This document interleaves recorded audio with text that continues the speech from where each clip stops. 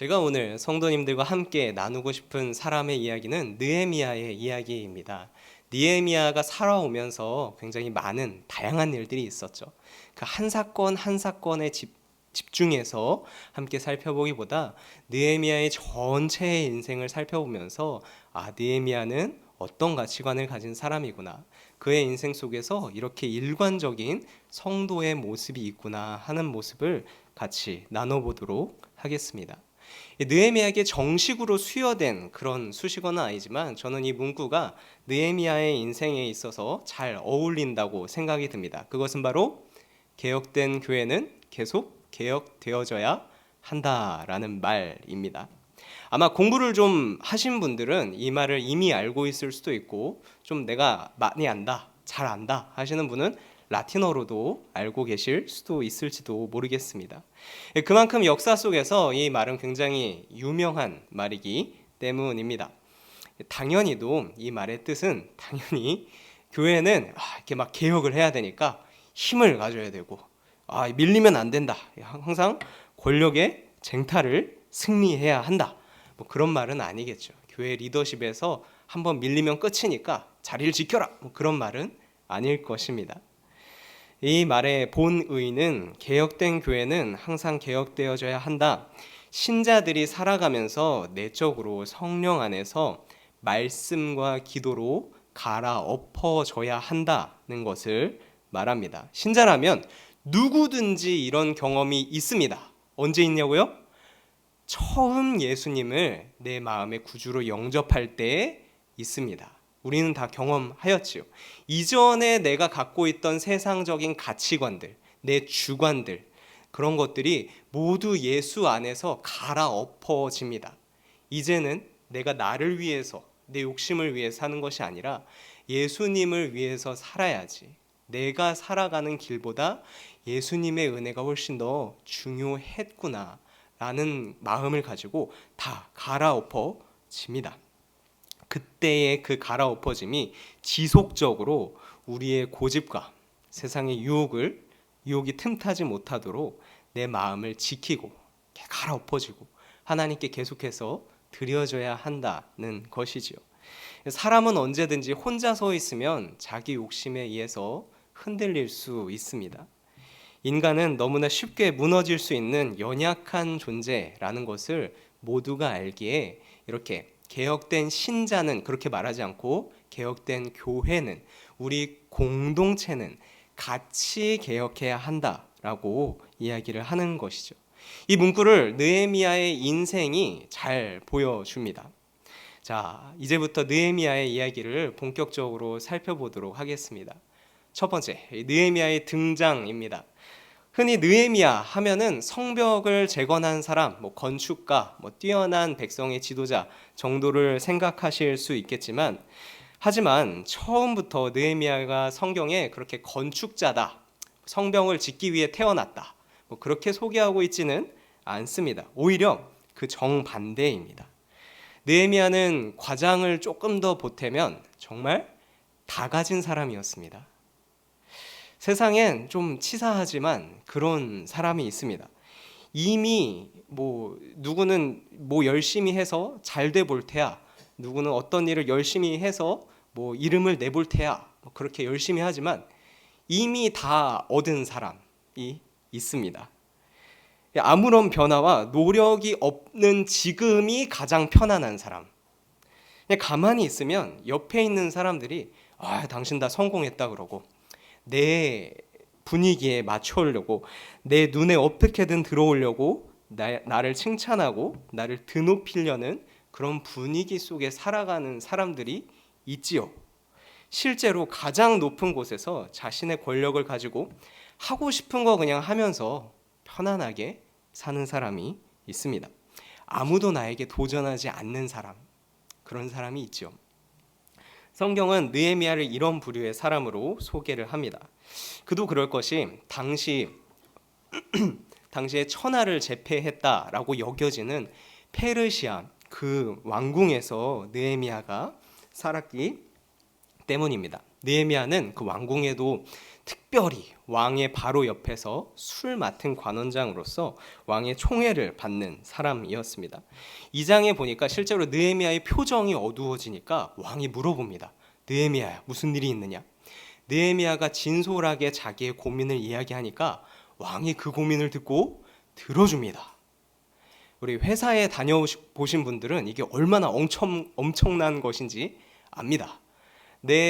아무리 다른 사람이 무시해도 내 아이디어를 꼭대기에 있는 한 사람이 인정해주면 다른 어떠한 사람이라 할지라도 그 사람은 나 무시할 수 없습니다.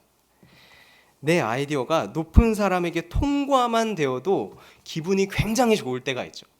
하물며 이때 당시는 천하를 제패했다고 하는 왕의 한마디면 살았던 사람도 죽고 죽은 사람도 다 뒤집어 엎어지는 그런 절대 왕정의 시대였는데 그런 왕의 총애를 느헤미야가 받았다라는 것입니다.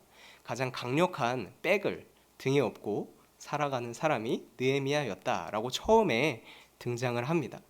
이런 사람이 돈이 부족하겠습니까? 이런 사람이 나를 괴롭히는 직장 상사가 있어서 힘들어 하겠습니까? 전혀 부족할 것이 없었겠지요. 이 궁에서 지내고 있던 어느 날 느헤미야는 당시 예루살렘에 남아있던 형제들의 소식을 듣게 됩니다. 그들은 예루살렘에 남아있는 사람들의 이야기를 전해주는데요.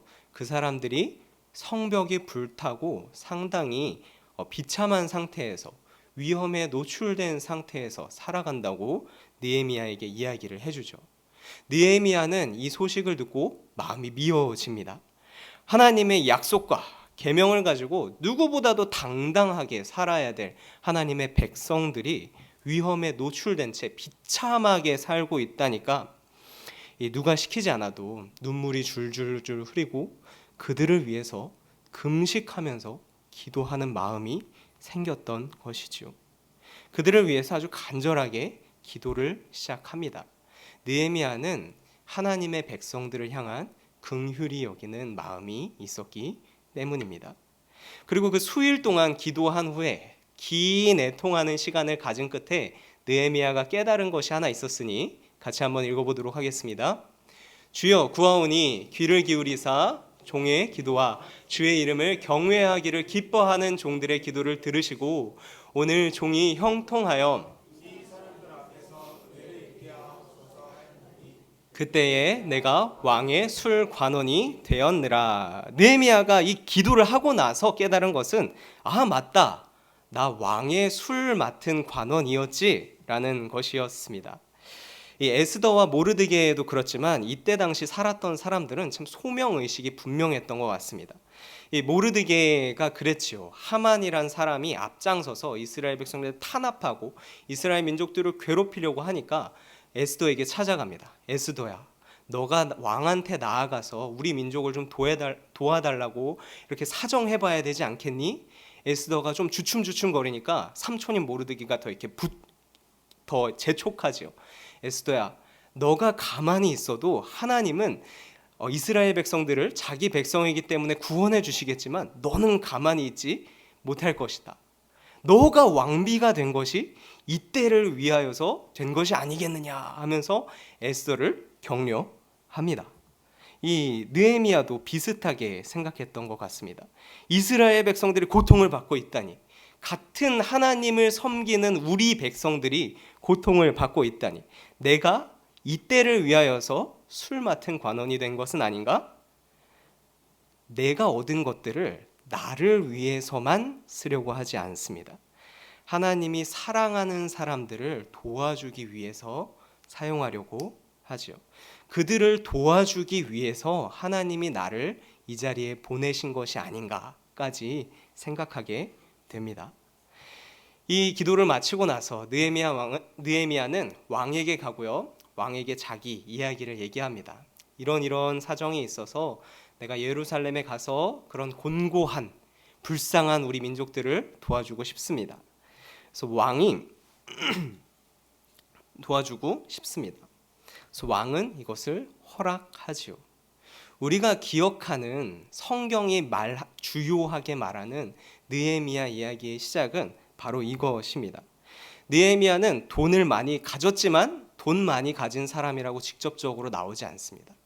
명예를 가지고 누구나 다 넘볼 만한 그런 편안한 위치에 살았지만 느헤미야는 편안한 사람이었다라고 성경은 소개하지 않습니다. 오히려 느헤미야를 다른 것으로 소개를 하지요. 느헤미야는 하나님이 사랑하는 사람들을 위해 자신이 가진 것을 내려놓은 사람이었다라고 시작을 합니다. 힘이 있지만 힘 말고 다른 것을 가진 사람, 재물이 있지만 재물 말고 다른 것을 가진 사람으로 말입니다. 느헤미야에게는 같이 하나님을 섬기는 백성들에 대한 긍휼히 여기는 마음이 있었습니다. 하나님 앞에서는 마치 내 것이 아무것도 없습니다 라고 고백할 수밖에 없는 것처럼 하나님의 백성들을 보면, 같이 하나님을 섬기는 사람들을 보면 그들이 그렇게 애처로울 수가 없고, 그들을 위해서라면 내가 울어줄 수 있고, 그들을 위해서라면 내가 기도해 줄 수 있고 섬겨줄 수 있는 그런 마음을 가진 사람인 것이죠. 자, 이후에 느헤미야는 왕에게 허락을 받고 예루살렘으로 갑니다. 가서 성벽을 쌓아줍니다. 아름다운 목표죠.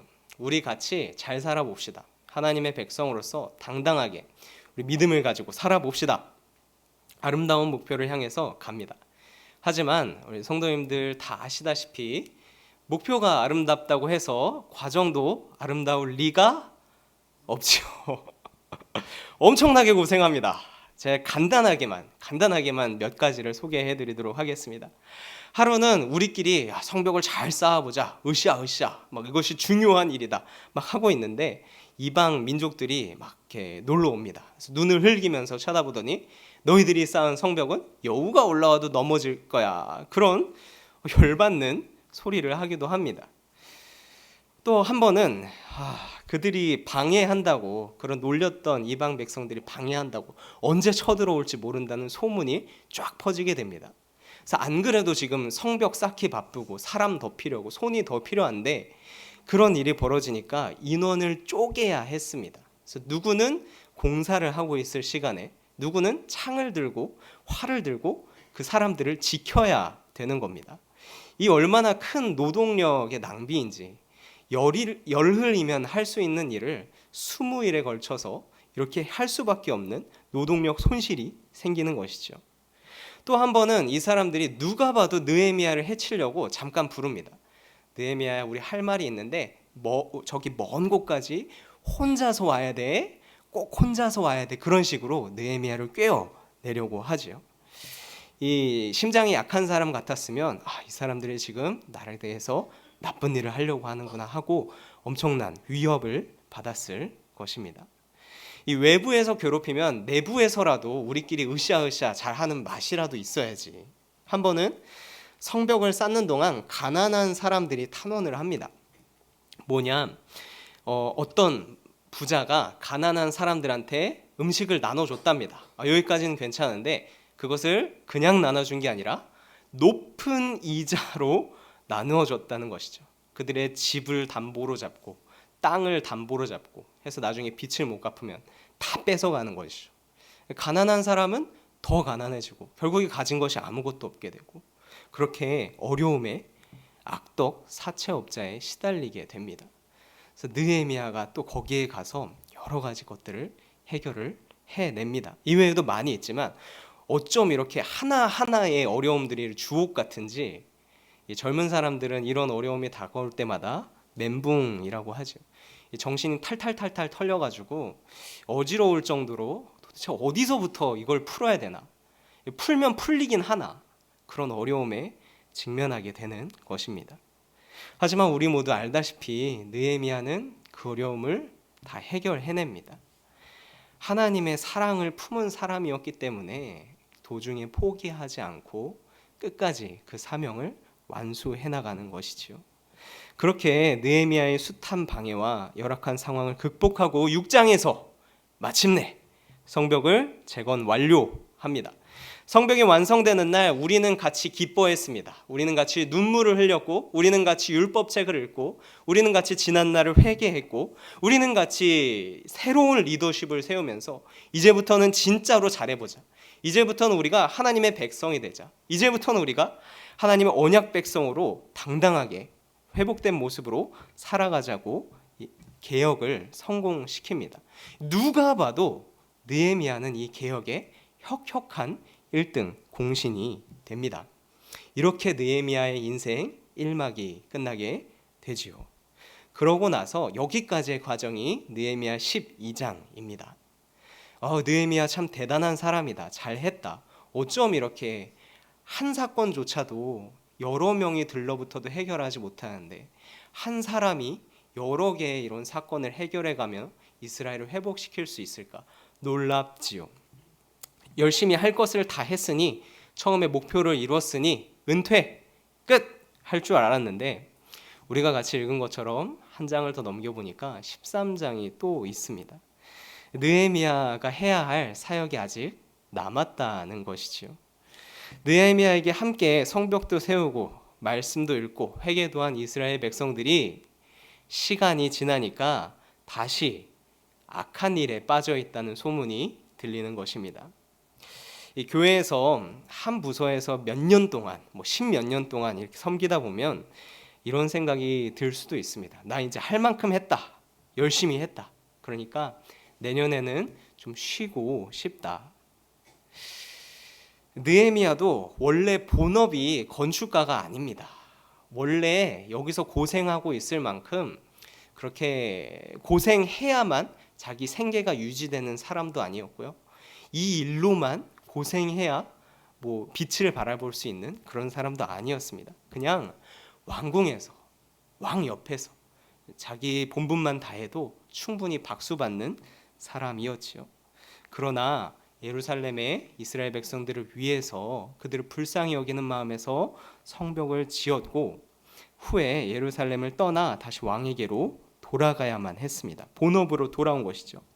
그렇게 열심히 했다면 만족할 만큼 이제 만족했고, 이제 남은 일들은 또 내가 쓴소리 해가면서 해야 되나? 거기 있는 제사장이 해야지. 거기 있는 민장이들은 뭐 하나? 우리 그때 다 세우지 않았나? 그 사람들이 해야지. 내가 또 그 사람들을 훈계해 가면서 끌고 가야 되나? 알아서 잘 하겠지. 생각을 할 만도 한데 느헤미야는 그러지 않았다는 것이지요. 이 소문을 듣고 나서 다시 그 마음이 뜨거워집니다. 느헤미야는 또다시 왕에게 한 번 더 부탁을 하고 말미를 얻어서 예루살렘으로 돌아옵니다. 와서 악한 암몬과 모압 백성들을 총회에 들이면 안 된다 교육하고요.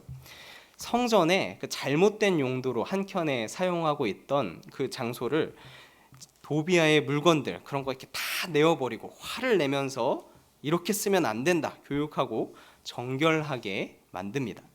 그래서 민장이들이 레위인들, 그러니까 예배를 돕고 성전을 관리하는 사람들이 살 대책을 갖게끔 마련을 해줘야 되는데 안 해줬습니다. 그러자 레위인들이 자꾸만 성전에 없고 예배를 돕지 않고 밭에 가서 자기가 먹고 살 그런 일을 하게 되는 것이죠. 자꾸 레위인들이 성전을 비우니까 느헤미야는 민장이들을 꾸짖습니다. 그리고 레위인들이 꾸준히 성전을 관리하게끔, 꾸준히 예배를 돕게끔 생활 대책도 마련을 해주지요. 또 느헤미야는 우리 역사와 전통이 깊은 죄의 통로, 이방 여인들과의 결혼을 금지합니다. 원래 하나하나가 설명할 것들도 많고 우리가 지금 들어보면 당연한 것들 같은데 세상은 참 희한해서 당연한 것을 당연하게 얘기하면 반대에 부딪히기 쉽지요. 이렇게 개혁을 한다는 것이 어렵습니다. 말도 많고 탈도 많아서 내가 선한 일을 위해서 이 일을 한다라고 말했을 때 반대에 부딪히고 엄청난 결단력을 가지고 과감하게 진행해야 하는 일들이 느헤미야에게 많이 펼쳐져 있었던 것이죠. 하지만 느헤미야는 끝까지 마지막까지 이 일을 감당해냅니다.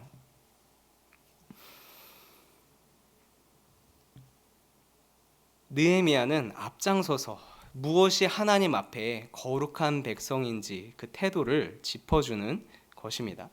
끝까지 하나님 앞에서 우리는 쇄신되어져야 한다는 것을 보여주고 있는 것이죠. 내 할 일은 끝났다, 은퇴 하고서 영영 떠나버리는 것이 아니라 사랑하는 내 백성이 하나님을 잊어버린다면 언제든 다시 돌아와 그들과 함께 하는 것입니다. 이 신약에서 바울도 이런 모습을 잘 보여줍니다. 예수님을 만나고 회심을 경험한 이후 바울은 정말 자타공인 열심히 사역합니다. 전 세계를 돌아다니면서 전도를 하고 갖은 핍박과 어려움 속에서도 굽히지 않습니다. 내가 예수 그리스도를 전하지 않고서는 견딜 수 없다. 그리스도인의 본을 보이며 여러 지역의 교회들을 세우죠. 그리고 세워져 있는 교회들을 무너지지 않게 잘 관리합니다. 그리고 말년이 되었을 때 이미 어떤 사람보다 당신은 일을 더 많이 하였고 훌륭히 우리 마을을 개혁하였습니다 라고 평가를 받을 만할 때, 그때에 박해하는 사람들을 피해서 이젠 늙었으니까 고생 많이 했으니까 한적한 곳에서 신앙생활을 할 법도 한데도 그러지 않습니다. 사람들이 위험하다고 극구 말리고 거기 가지 마라 불구하는데도 외칩니다. 성령이 나를 부르신다. 내가 예루살렘에 가여야 하리라. 내가 로마에 가서도 그리스도를 증거해야 하리라 하면서 후지자처에서 자기들을 싫어하는 사람들이 모여 있는 곳으로 갑니다. 그 사람들 앞에 서고 재판을 받습니다. 감옥에 투옥되고 자신을 비웃는 왕들 앞에서 자신의 신앙을 설명하고 그 사람들을 전도하려고 불타오르는 모습을 보여줍니다. 이때 바울이 수모를 어려움을 크게 겪고 있을 때 쓴 편지들이 에베소서, 빌립보서, 골로새서입니다. 흔히 옥중서신이라고 하죠. 감옥에 갇혀 있을 때 바울이 주변의 교회들에게 쓴 편지입니다. 이 편지들을 보면 성도님들 그 어려움이 있다고 들었습니다. 주변에 누구 잘하는 사람 있으니까 저는 지금 제 코가 석자여서 갈 수 없고 그 사람 부탁하십시오. 그 사람 잘합니다. 아직도 그걸 못하십니까? 안 됩니다. 알아서 집사님들, 장로님들 잘하셔야 되지 않습니까? 그런 내용을 말하지 않습니다. 끝까지 처음 주님께 붙들려 전도를 나섰던 그 열정이 식어지지 않고 그 마음으로 복음을 변호합니다. 무슨 말을 하느냐? 너희들도 그리스도를 사모하며 환난 중에도 기뻐하라. 이 감옥에 갇혀 있는 사람이 이런 말을 하면 들을 수밖에 없겠지요. 내가 없을 때에도 항상 복종하여 두렵고 떨림으로 너희 구원을 이루라. 이런 말들을 합니다. 말년이라서 쉬는 사람의 그런 표현이 아니죠. 마지막까지 본인도 신앙에 전력 질주를 하고 하나님의 선지자적인 면모를 가지고 성도들에게도 신앙의 개혁이 일어나기를 촉구하면서 격려하는 것입니다. 하나님의 영광을 사랑하고 하나님의 사람들을 불쌍히 여기기에 처음 이런 열정이 식지 않고 더욱더 불타오르는 마음으로 우리 교회를 계속해서 개혁하려 나가는 것입니다. 바울도 그렇고 느헤미야도 그렇고 이 말년에서도 이런 첫 열정을 유지해 나갈 수 있는 우리 두 번째 이유가 우리 함께 읽은 오늘 본문 속에 나와 있습니다. 우리 같이 한번 더 읽도록 하겠습니다. 내 하나님이여,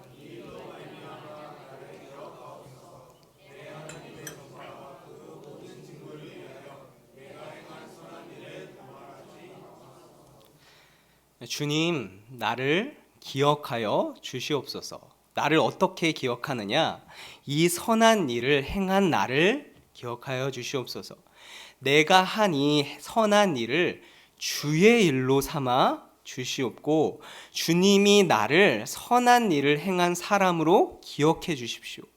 주님이 나를 그렇게 기억하시면 나는 만족합니다. 그걸로 나는 행복합니다. 이런 고백이죠. 어떤 마음으로 기도를 했는지가 보이십니까? 느헤미야는 사람을 보고서 이런 하나님의 일들을 해나간 것들이 아닙니다. 우리는 줄창 느헤미야는 우리들에게, 다른 사람들에게 어떻게 기억되었을까를 말해왔지만 사실 정작 그 일을 행하는 느헤미야는 그런 것에 별로 관심이 없습니다. 하나님이 나를 어떻게 기억하실까? 나는 지금 선한 일을 행하고 있는데 하나님이 나와 함께 하셨으면 좋겠다. 내가 선한 일을 하고 있는 것을 하나님이 알아주셨으면 참 좋겠다. 거기에만 초점이 담겨서 지금 기도를 하고 있는 것이지요.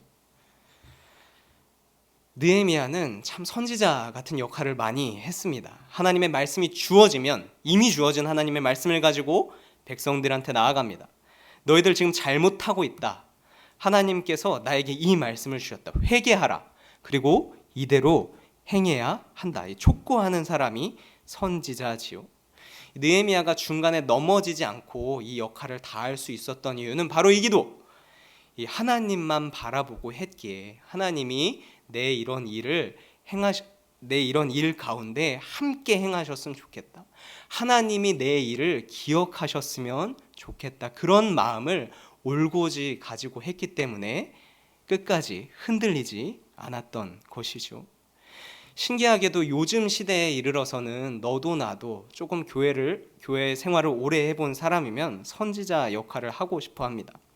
교회를 향해서 제사장이 되어서 내가 예배를 드려야지, 내가 예배를 도와야지, 내가 예배에 저 빈자리를 채워야지, 그런 마음을 가진 사람도 물론 있지만 그런 사람들 이면에는 내가 선지자가 되어야지, 그래서 너는 왜 빈자리를 채우지 않느냐, 너는 이것이 문제다, 우리 공동체 가운데 이것이 문제다, 옳지 않다, 개혁해야 된다 하고 싶어 하지요. 그러나 오늘 본문에 나온 느헤미야의 기도는 이 선지자를 자처하려는 자들에게 진짜 선지자의 역할이 무엇인지, 진짜 참 개혁은 어떤 마음으로 이루어져야 하는지를 잘 보여줍니다. 그것은 내 똑똑함을 드러내기 위해서 우리 공동체가 이렇게 바뀌었으면 좋겠다 하는 것도 아닙니다. 내가 무슨 능력이 있어서 저건 내가 잘할 수 있어 하고 발벗고 나선 것도 아닙니다. 내가 이만한 일을 했으니 하나님도 인정해 주시겠지, 혹은 내가 이만한 일을 했으니 주변에 있는 사람들도 충분히 나를 좋은 신앙인 정도로 봐주시겠지. 작년에 코로나 때문에 교회 안 나왔으니까 이제부터 교회 나오면 사람들도 나를 이제 하나님 믿는 괜찮은 사람으로 해주겠지, 이제 더 이상 전화 안 오겠지, 그런 정도로 생각하는 것이 아니지요. 주님, 내가 선한 일을 도모하오니 기억하소서. 하나님을 위하여 지금 내가 하는 모든 일을 못 본 척하지 마시고 이 선한 일을 도우소서. 내가 하나님께 어떤 사람으로 보일까, 사람이 아니라 하나님께 어떤 사람으로 보일까 고민하고 하나님이 내 인생에 찾아와 일하시기를 겸손하게 바라는 것입니다. 이것이 느헤미야의 평생에 있어서 마음의 동력이 되었기에, 개혁의 동력이 되었기에 이런 어려운 수많은 난관들도 올곧이 잘 돌파할 수 있었던 것이지요. 이 시대에 신학생을 양성하는, 사역자를 양성한다고 하는 신학교의 거의 모든 신학교의 추천도서 목록에 보면 데이비드 브레이드너의 생애와 일기라는 책이 있습니다. 얇은 책인데요. 책으로 공부를 좀 하고 이제 내가 하나님에 대해서, 교회에 대해서 좀 알 것 같다, 이 시대를 향한 하나님의 말씀이 뭔지 알 것 같다라고 하는 교만한 학생이 이 책을 읽어보면 마음이 어려워집니다. 그 안에 굉장히 어려운 내용이 있어서 이해하기 힘들어서 이렇게 외국어로 써져 있어서 번역해서 그래서 어려운 것들이 아닙니다. 책 자체는 번역도 잘 돼 있고 그냥 일기입니다. 가벼운 일기, 오늘 뭐 했다, 어제 무슨 일이 있었다 하는 그런 일기입니다. 이 교만한 독자의 마음이 어려워지는 이유는 이 선교사가 너무 순수한 마음으로 사역을 한 것이 절절절 녹아들어 있어서 어렵습니다. 도무지 그의 삶 속에서 거품을 찾아볼 수가 없습니다. 상황은 열악하지만 그 안에서 그저 하나님의 나라가 확장되고 그저 예수님의 이름이 전파되는 것을 보면 기쁩니다. 이 선교사님의 읽다 보면 속에서 감탄을 하지 않을 수가 없게 되죠. 제가 일부분만 읽어드리도록 하겠습니다. 지금의 환경이 너무 힘들어서 하나님이 주시는 위로 외에는 다른 어떤 것도 위로가 되지 않는다. 나는 지금 가장 외로운 황무지에 살고 있다. 영어로 대화가 통하는 사람은 한 명뿐이다. 음식은 끓인 옥수수와 급하게 만든 푸딩이 전부다. 잠은 집더미 위에서 잔다. 사역은 힘들고 어렵다. 사역의 열매라도 본다면 위로가 될 텐데 하고서 끝납니다. 1700년대에 황무지에서 인디언들을 전도하는 선교사님의 어려움이 잘 드러나 있는 부분입니다. 재밌는 점은 이것이 이제 선교사님은 사람들에게 널리 읽힐 것으로 예상하고 쓰지 않았습니다. 그냥 솔직한 자기 마음을 쓴 것입니다. 순수하게 자기 생각을 쓴 것인데, 저 같으면 이러한 환경 속에서 무엇이 생각나냐? 먹을 게 없다며요.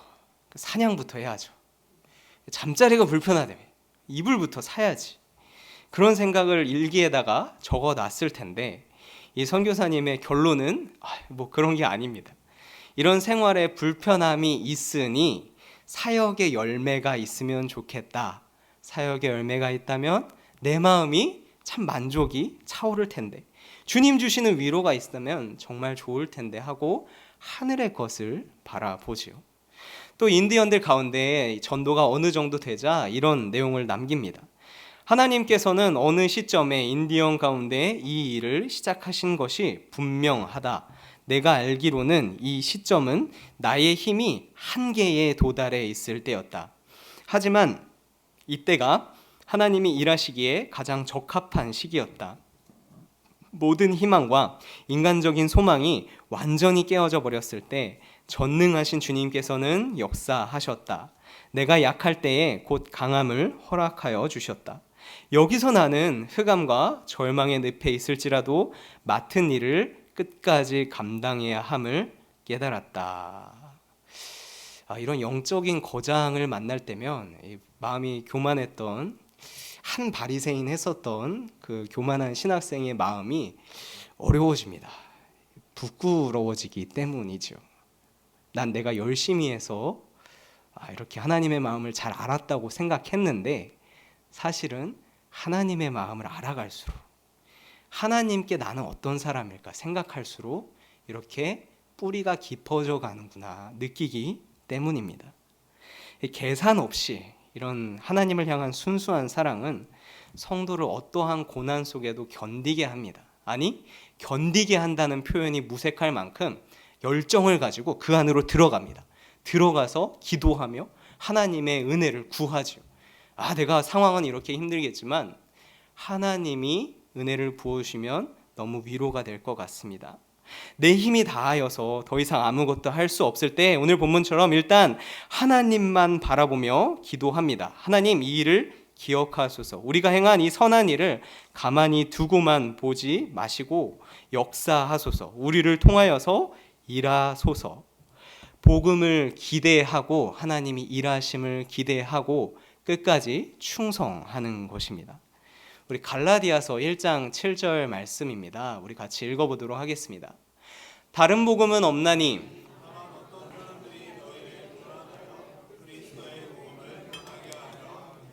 아멘. 성경은 분명히 이야기합니다. 다른 복음은 없다.